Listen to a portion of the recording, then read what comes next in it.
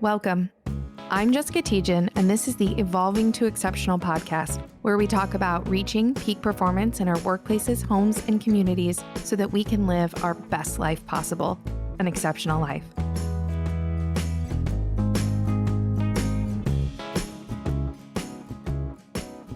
Welcome back, everybody, to the Evolving to Exceptional podcast. I'm really excited. I had a great pre-conversation with Teri Powers, who's here with us today.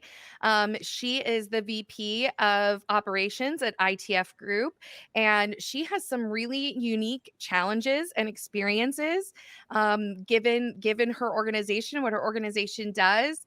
And I'm really excited to talk about some of those challenges and how you guys have addressed them and continue to address them.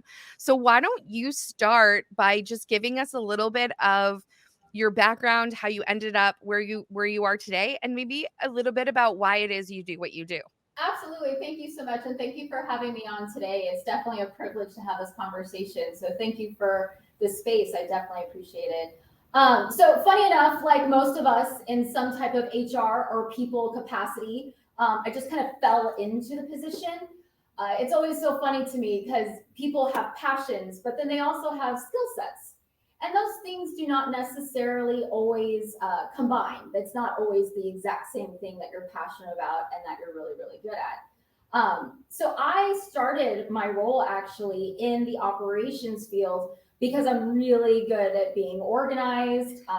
I'm not shy. I have no problem bringing people together, asking those hard questions. So when I first started my career, I wasn't even in this industry. I was in the medical industry. I used to do billing and coding for doctors. And soon thereafter, I started learning more and more about, well, what makes a business run? What makes it successful? How come this team is doing really well and this one isn't? So I started kind of trying out different business avenues, and I wound up in operations. From that, I started performing a ton of the HR stuff, background checks, verification of employment, helping employees understand their benefits. And that's actually where I started to find my passion. I love explaining benefits, breaking it down so people can easily ingest it, and then they know what all they have in their plan. Most people do not practice and use all of their benefits, which is a shame because you're paying so much money for it. And so I started really getting into benefits administration, benefits management. I started working for an advertising agency as their operations manager. And that's when I really started to focus and get sharp in operations and people operations and the bridging of that. And what does that look like? And why is it so important? Like, you have your operations, you have the way the business works, you have your employees. Well, there's definitely a relationship there that I feel can easily be neglected. And so I loved being that liaison between the operations, the strategy, and the people so that we can come up with a good plan so that not only can we make sure the CEO and the board of directors are getting the goals and objectives that they want, but also so that it makes sense to the employee, so that they understand the value of what they're doing, the why of their doing it, how their cog in this big machine makes or breaks our business, and why we appreciate them and their hard work. So from advertising, that was back in California. I've lived in a few states, but we ended up here in Missouri. My husband's family's here. I love it here. I'm done moving. So definitely staying here in the St. Louis area. When we first moved here, I found myself drawn to a couple logistics and trucking job ads that I had seen. So I actually went ahead and applied as a recruiter for a trucking company. And I worked there for 3 years. And I started out as a recruiter, aced that, loved it. Drivers are the bread and butter of America. And from that, I took over our entire HR department. And then I also took over our safety and claims department. And that is when I had this epiphany that, oh my gosh, all of these things work collaboratively and separately. And I told myself, I was like, I need to learn how to think this way. I know that there's education out there. I know there's knowledge out there, but what is it and where do I find it? And that's actually why I went back to school for business. And that's when I went and got my master's of business administration. I had the emphasis in HR already, so that was fantastic. But it allowed me to learn how to think like a business owner, which then helped me become better with operations and explaining the strategy and bridging that gap with people. So in a nutshell, this was not at all what I went to college for. I went to college for marketing and sales and communication, but I definitely see how communication plays into every role that I've had and how it has been this tying, fate string, if you will, throughout my career path so far. So it's been a whirlwind, but it's been wonderful.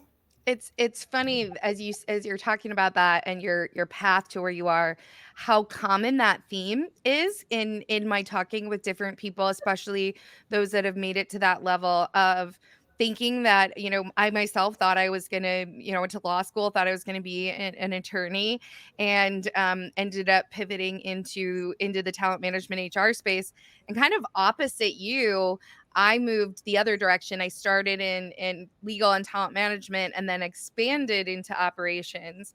And I love your comments there. And I think a lot of HR people, that seems to be the case, that they ended up there not as though they were seeking it out, but they kind of found their way there. Yep, And I love the way you talked about how operations really is all about, the people, and how the organizations run, and how much synergy there is, absolutely. kind of between those areas, and how they really have to, work closely together, and there's a lot of elements and overlap there. So it's interesting, the similarity there in terms of those functions. Absolutely, absolutely. You're never going to have successful operations if you have not set your people up for success. And I can definitely see that getting lost in the grind, especially if you're new to business, or if it's your first time owning a company. I can understand how very easy it is to get lost in that people aspect.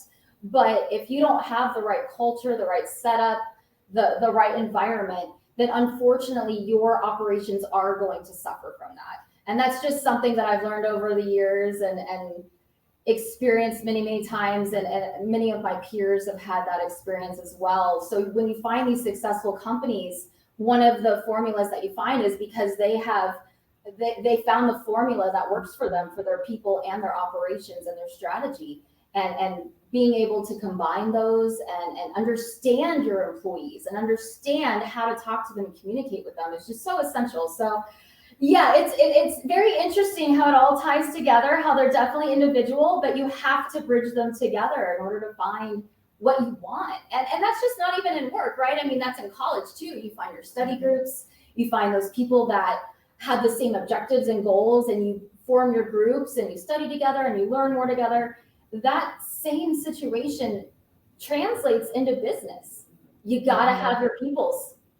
Yeah, I think it's interesting. You made a comment earlier, and I can't remember what it was in relation to, but you said something about a person is just a cog or a part of the machine, right? Like of and I think about that a lot, and what you were just talking about with operations, and how a lot of organizations, especially particularly in like the manufacturing space, invest a lot in terms of their maintenance and their operational efficiencies, and keeping their systems running properly. And what's interesting, I think, is that we try to apply the same concepts to people, but people are living beings, and so if we don't treat them as such, if we treat them as a replaceable part in a machine, then that's the output we get. We don't get that optimum performance, we don't get those greater results, because they don't understand the why, the big picture, they don't feel connected,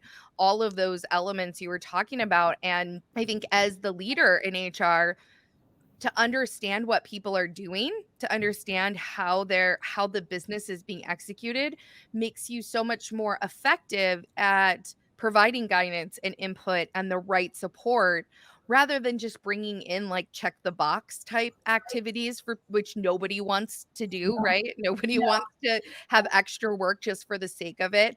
And what always seems like a really good idea, maybe academically, and you having just gotten an MBA and being in the workplace, this is a great, kind of way to look at it of what sounds really good in the textbook doesn't always translate real well to the real work environment. Oh, absolutely. Where I'm at now, I work for ITF Group.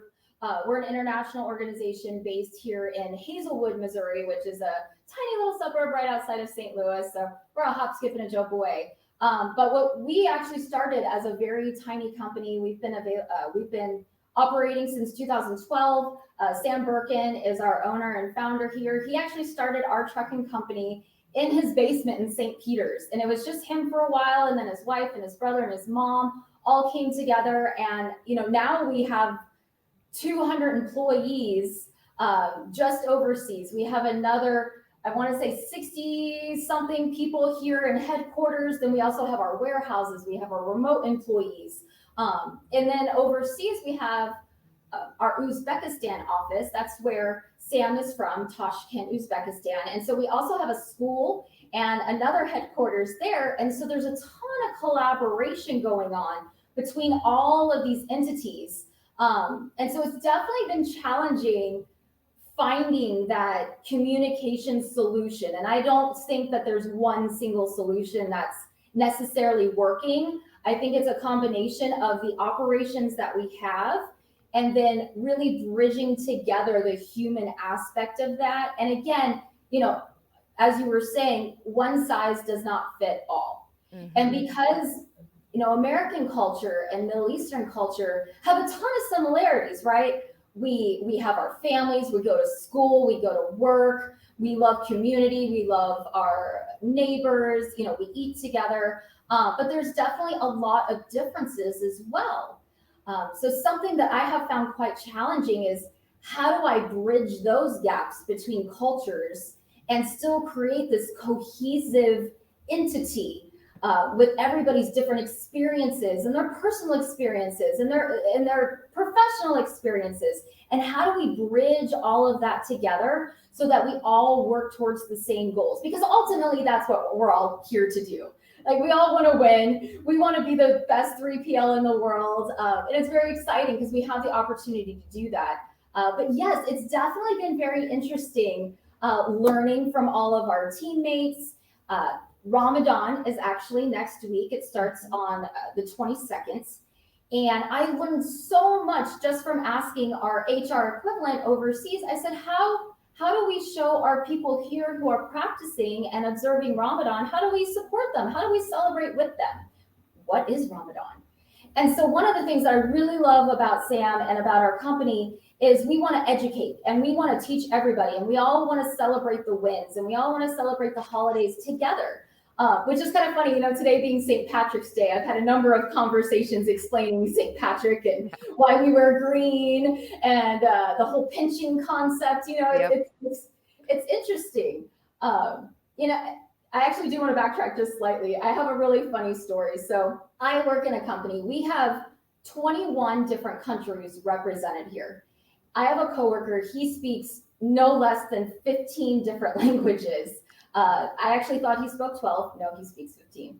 And he's fluent in all of them. And so we were talking the other day, and he let me know that the Uzbek team, we had sent them on a conference, and they were up in the mountains, and they were having a really great time. And I was like, oh, let's video call them. So we video call them, and we're chatting with them. And the question was asked, oh, you guys are in the mountains. It looks like you're really high up there. And our coworker who's at the retreat writes back, he goes, yes, I am very tall. I am over 6 feet tall. It was at that minute that I realized the most simple of communications can be misconstrued. And it was at that minute that I realized that I have to start framing and thinking and strategizing this completely differently, because English is hard enough. It's challenging enough. You can speak to another English speaker and have miscommunications. Yes. But now I have 15 languages that I have to somehow bridge together so that we are all on the same page. Whew, it's been crazy lately, but I feel like we're on a good path towards that. Definitely always a work in progress and definitely evolving.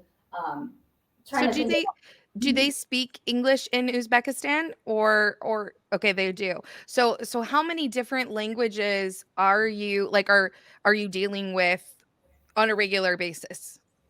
Every day I deal with three different languages: English, Russian, and Uzbekistan. However, we do have our Hispanic and Latinos population and culture here. So we do have Spanish, and we also have Puerto Rican Spanish. And then we have different places in the Middle East as well, and each of those have their own dialects in addition to that. So that's fun. And then just here in America, we've got people on the East Coast, the West Coast, from the South, and each of us have our own dialects and our individual ways that we communicate as well. So do all of your employees also speak English, or do you actually have to go through translators? No, everybody does have a basic level understanding of English. Overseas, though, they do learn British English. So they learn a little bit of the American English more so when they're working with us. But just the other day, I had to explain our COO. He came over and he goes, "Hey, something was said to me, and I just want to know how should I take this? Like, what are we doing?" And I believe that the statement was, "Sounds good. That's a wrap."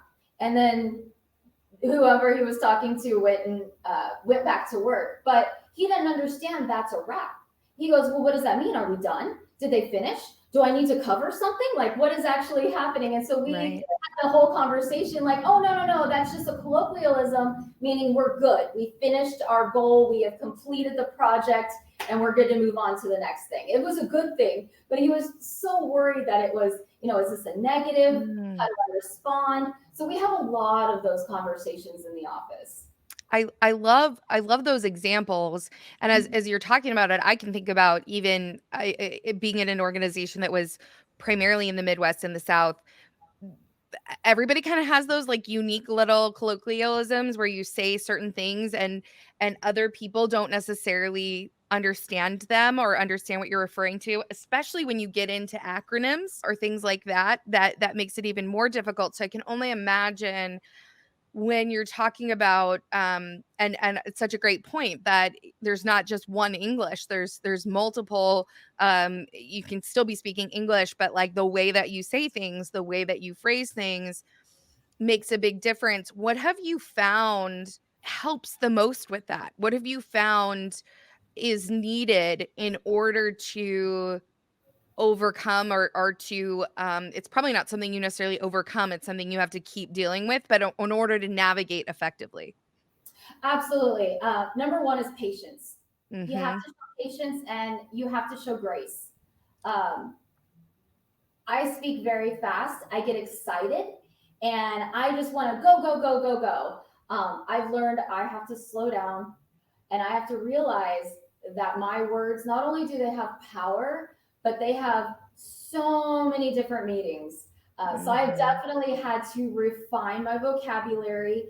I have had to use not, I don't want to say smaller words, but more exact words. So my verbiage has definitely transitioned itself so that when I ask a question, I ask it in the most simple terms. Or if I'm giving an Mhm. instruction, I give it in the most simple terms. And then it's always important when you send a message to make sure it was received accurately. So not only do I give an instruction, but then I ask, "What did you hear me say?" Mhm. And then if they respond and say, "Okay, I understand you want me to do XYZ and we're in alignment," awesome. Let's go on to the next thing. If not, then I take the time and I backtrack and say, "Okay, let me try explaining this a different way."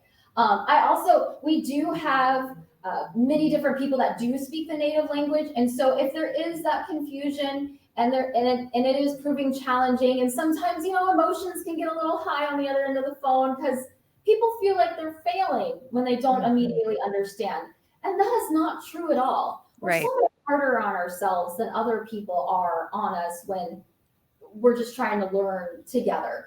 And so that's actually another thing that I've been doing is you don't have to be afraid to say, "I don't understand," or "I don't know." And so it's very important that our culture here is patient and graceful and kind. Because if you don't have those three things, then you're never going to be able to communicate. And I do mean that across the board. Communication requires asking clarifying questions if you don't understand, which requires bravery and patience. And when you're speaking with a non-native speaker, it really is your responsibility to make sure that they are heard, especially in a position like mine. It is integral to our operations that each person here feels heard, not only in their native tongue, but in English, or if they're speaking Russian, or over email, or over a text message. So patience is definitely number one in that. I think what's so interesting is, and you said it too, communication between two, native Midwestern English speakers can be complicated. When it comes to language, it's really the expression of our own experience put into words. Everything we say is a reflection of our past experiences and the lens through which we observe and interact with and have observed and interacted with the world. And that leaves room for a lot of misalignment. It leaves room for a lot of misunderstanding, and that can create, like you said, a huge drag, or a lot of unnecessary conflict and angst if you're not intentional, if you don't have that patience and that intentionality. I was talking to an expert in around feedback the other day, and we were talking about how often feedback is misunderstood. Even just hearing that I'm going to give feedback is a trigger for most people. So the anxiety provoking element of that for somebody who is now struggling to navigate the intricacies of that language, I can only imagine what that struggle must be. So you kind of have to be, I would think, even more self-aware as you're going into those conversations. And I think that what you said about patience is so good, and the strategy to have it repeated back makes just so much sense, so that you make sure that you really are on the same page, as well. I wonder too, do you Mhm. find at all that it helps to really put things in writing as well, to make sure that people are walking away with the same impression or result, or is that actually more complicated because of the different dialects or different way of understanding language?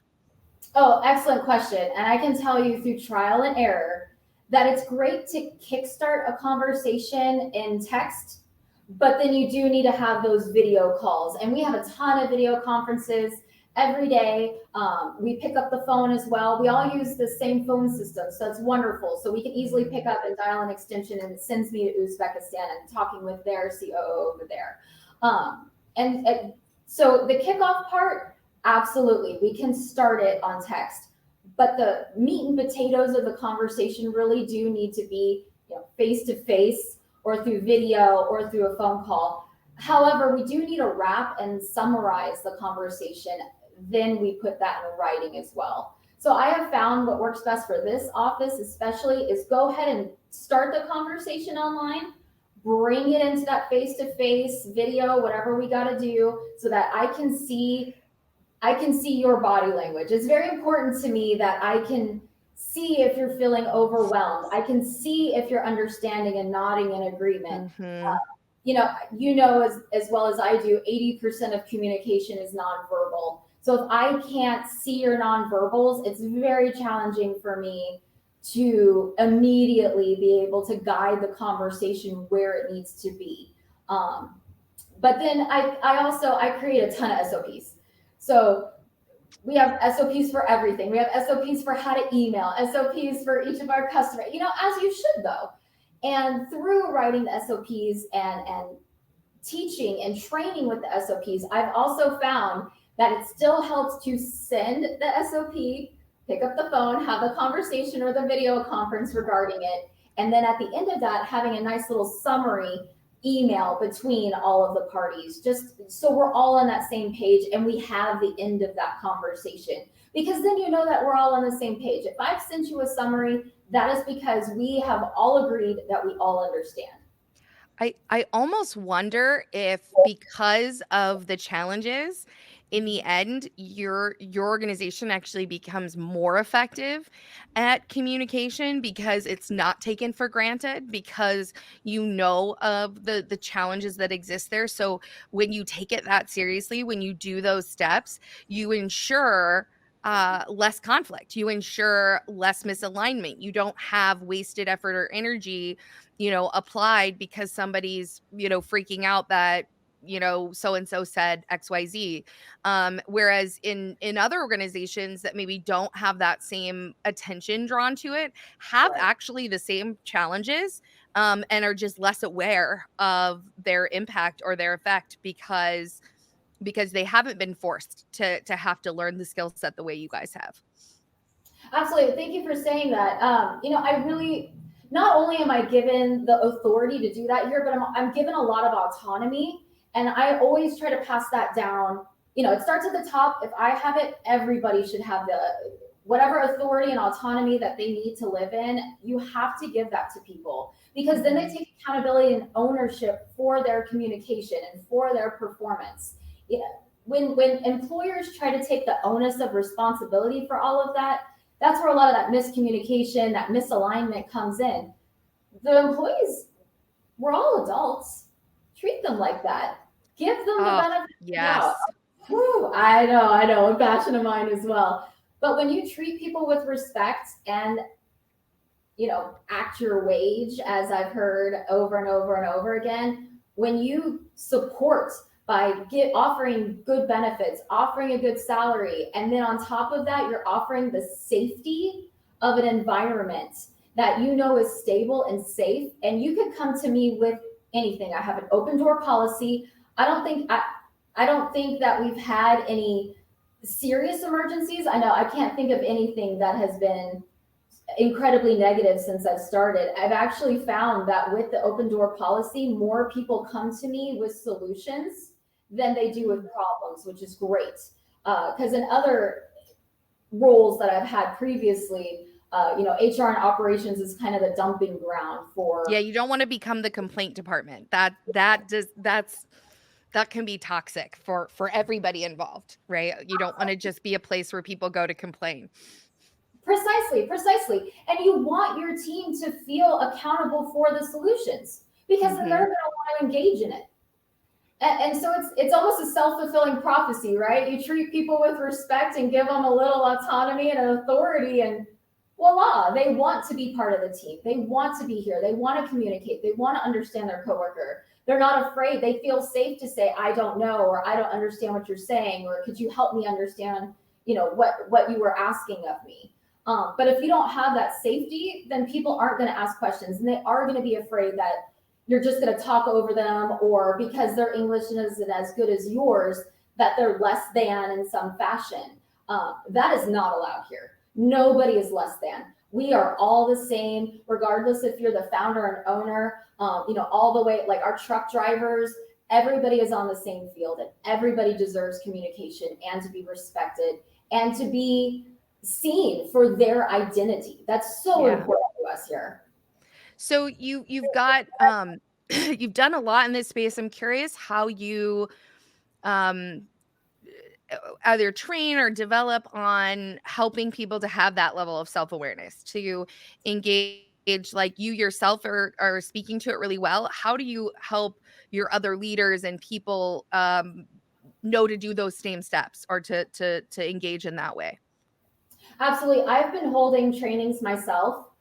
We started with, hey, we're the directors here. What does that mean? And really defining everybody's roles and what it is that they do here and the value they provide. And once I was able to really hone in on that and have people understand the value, they were able to take that and start passing that to their employees. Additionally, I just started all kinds of trainings. As soon as I see kind of a pattern, that's what the training is going to be regarding. So we had, we had medical benefits. So I had a benefits training, just giving the basics of here's how you explain to your employees what is happening with their benefits. We've done the same thing with email, with communication. If there's new processes in play, we all get together. I sit here with the directors and we map everything out. So yeah, it's mostly me doing a lot of trainings. I will say we had a very, very, very awesome meeting about patience and how through being patient, you're showing respect and value. And that I think was almost a turning point, because it was like, oh my gosh, obviously if I listen to people, they feel heard and they feel happier and they're gonna, they perform better ultimately. So it has definitely been a process. I've been here since July of last year, the beginning of July.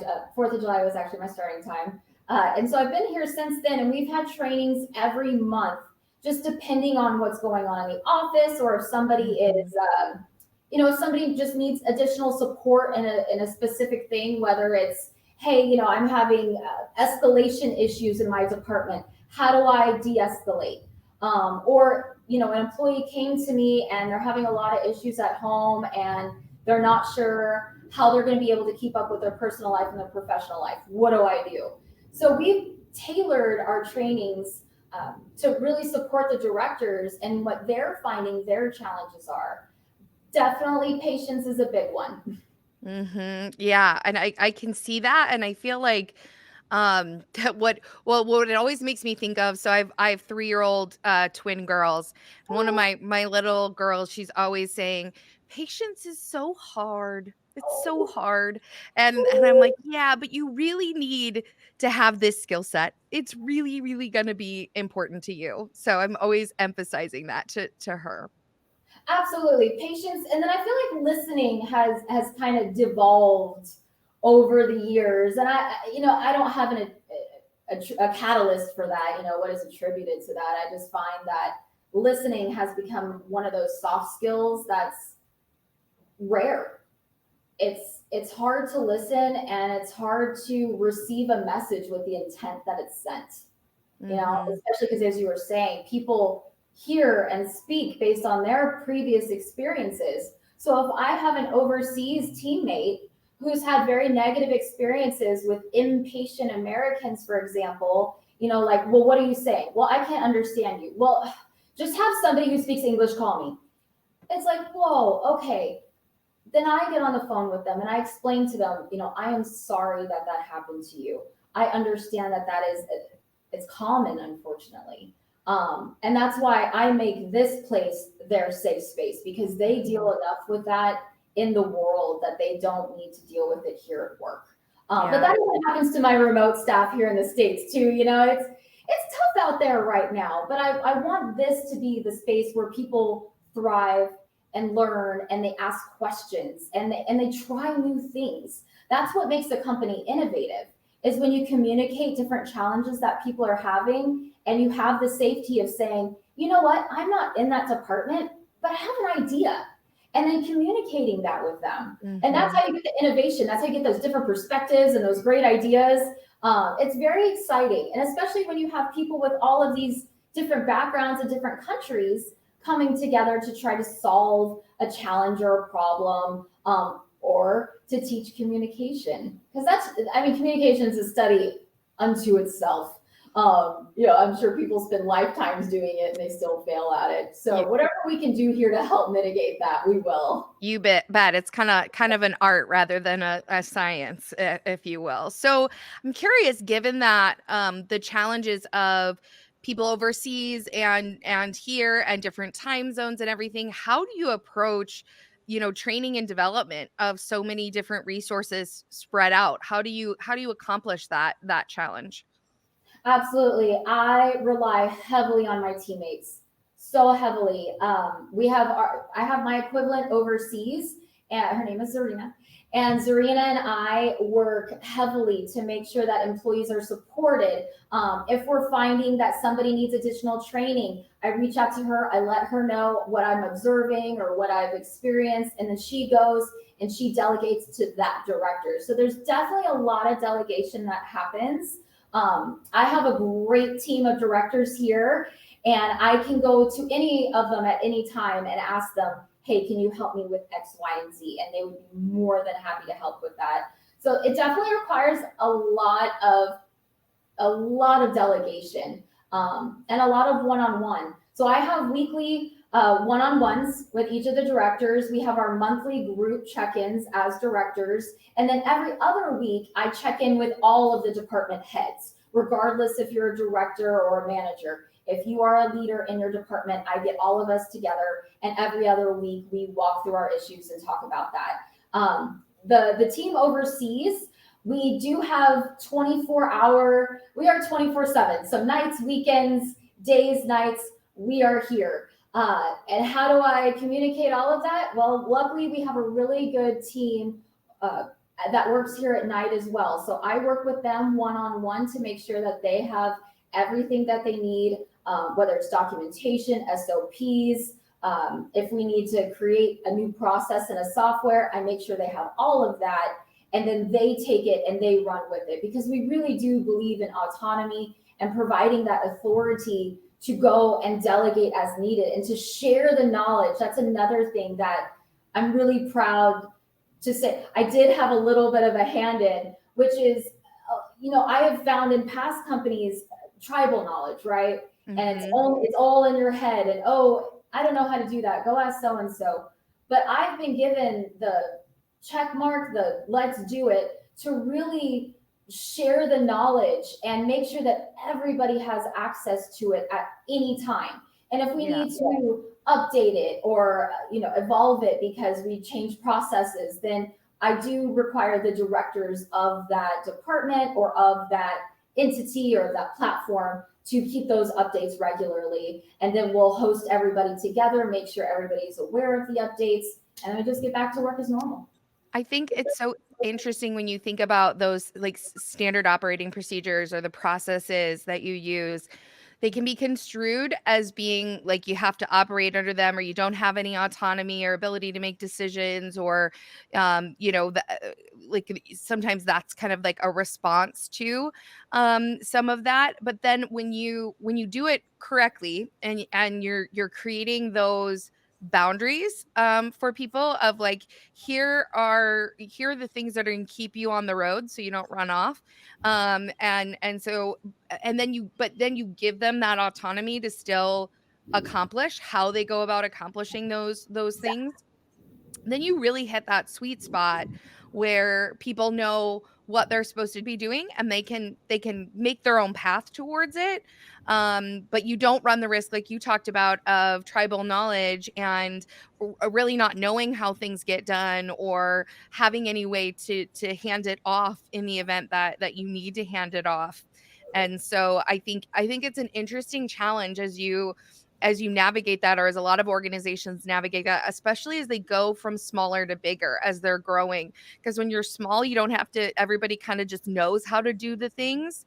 And then as you grow, then you really need it, but you're resistant sometimes to actually doing it. So I think it's an interesting challenge around those processes. Absolutely, absolutely. And you do, and I like how you framed really defining the boundaries. And I'm glad you mentioned that, because that is actually something that I had to get better at myself. Not only do you have to give the task and the why and the value and how much we appreciate you doing that, but you also have to give the boundaries. When you give autonomy, you still need to define where that autonomy lies. So thank you for mentioning that. That is a work in progress, and that is something that I am continuously learning myself.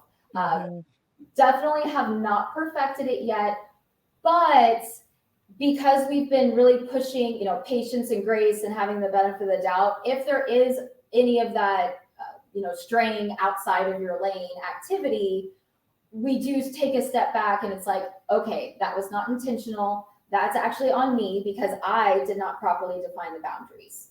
And so I take responsibility for that, because that is my job. That is my role, is to properly define those boundaries. And if I have done a poor job with that, other people are going to feel the effects of it.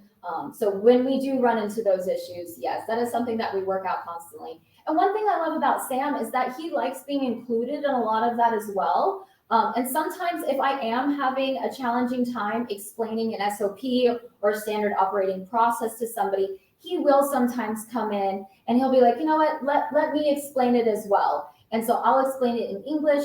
He'll explain it in the native tongue that needs to happen. And then we're able to bridge all of that and come to a consensus, and everybody feels better and they feel empowered, because they know where they stand and why it's valuable.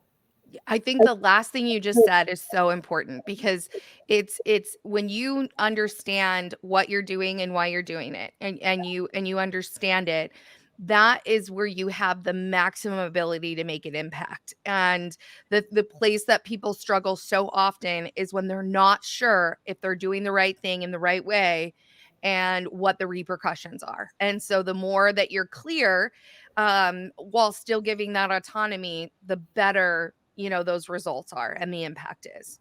Oh, and we have quarterly evaluations as well as annual evaluations. The quarterly are specifically performance and task based.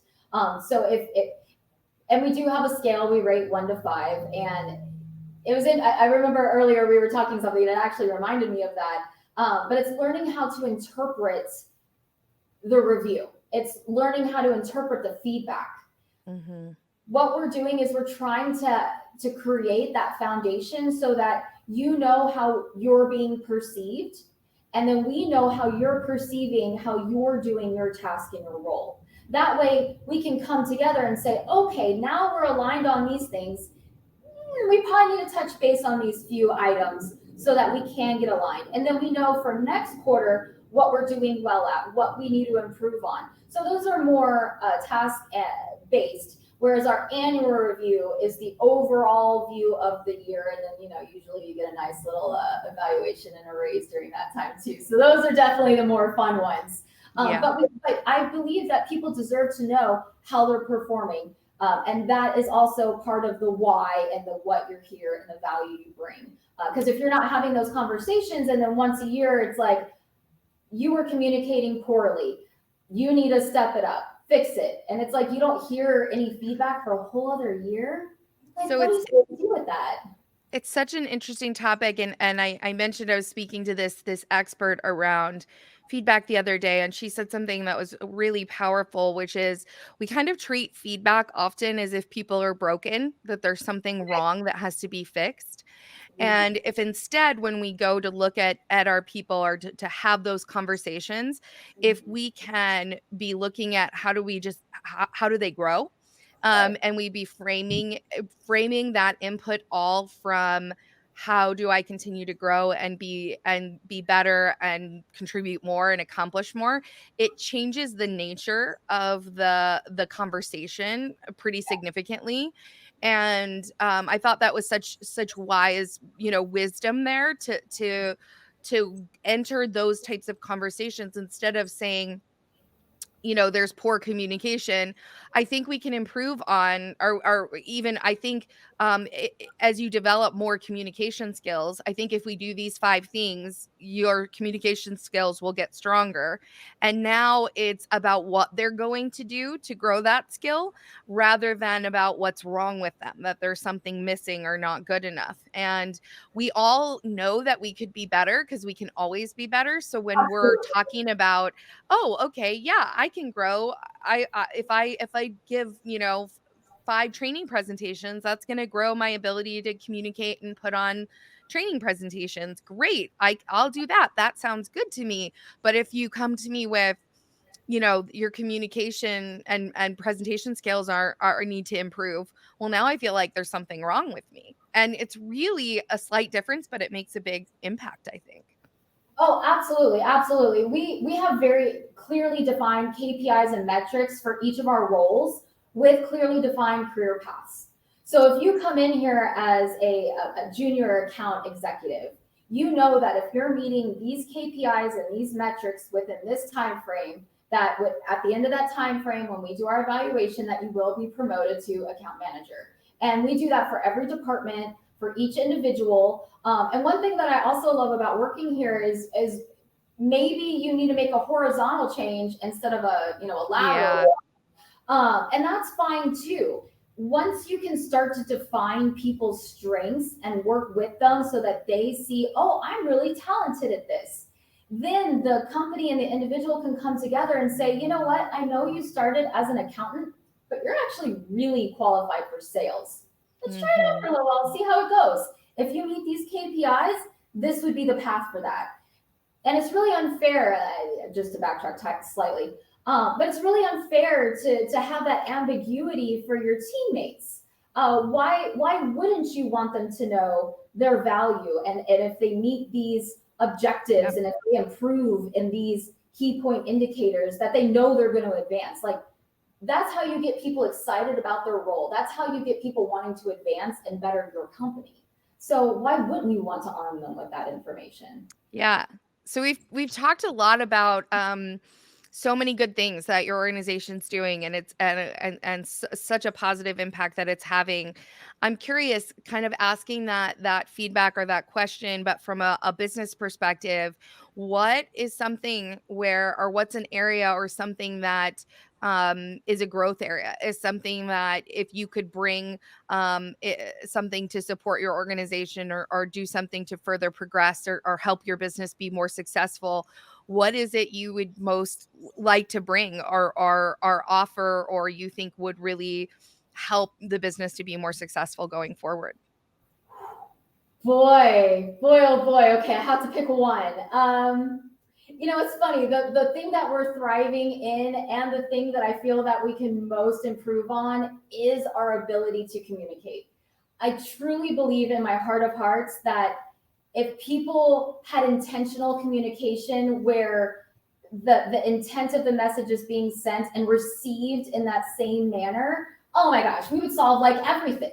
We could probably solve Mhm. world hunger if we could just have proper communication where people are listening and speaking and creating that safe space. So if I could do anything, if I could snap my fingers and teach people self-awareness and those tools to put in their toolkits to make them better communicators, oh gosh, I'm all for it. I'm ready for it. But I do know that it's a work in progress. And again, it requires patience on my part to slow down and to teach these things. But I would absolutely say the thing that we're doing really well and the thing that we can most improve on is communication. Isn't that funny how it comes full circle almost all the time? Yeah, absolutely.